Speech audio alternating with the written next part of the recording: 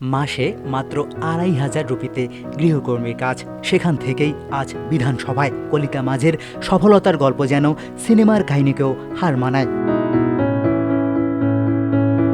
পশ্চিমবঙ্গের পূর্ব বর্ধমান জেলার আউশগ্রাম আসন থেকে বিজেপির প্রার্থী হিসেবে জয় পেয়েছেন কলিতা। তৃণমূল কংগ্রেসের প্রার্থী শ্যামা প্রসন্ন লাহিড়ীকে তিনি হারিয়েছেন ১২,৫৩৫ ভোটে।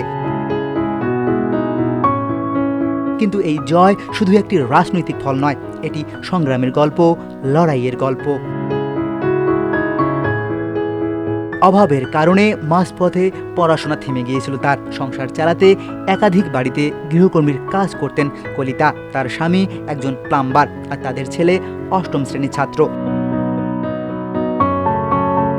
রাজনীতিতে তার পথ চলা শুরু হয়েছিল তৃণমূল স্তর থেকেই। দীর্ঘ ১ দশক ধরে এই নারী মানুষের পাশে থেকে কাজ করেছেন মাঠে ঘাটে। ২০২১ সালের নির্বাচনে প্রথমবার প্রার্থী হলেও জিততে পারেননি, তবে হাল ছাড়েননি।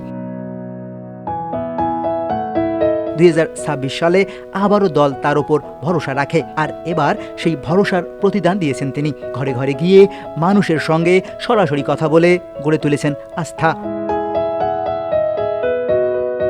তার ঘোষিত সম্পদ মাত্র ১,৬১,০০০ টাকা, যার মধ্যে রয়েছে ব্যাংক সঞ্চয়, নগদ অর্থ আর বীমা। স্বামীর নামে রয়েছে একটি ছোট বাড়ি, যার মূল্য প্রায় ৩ লাখ টাকা।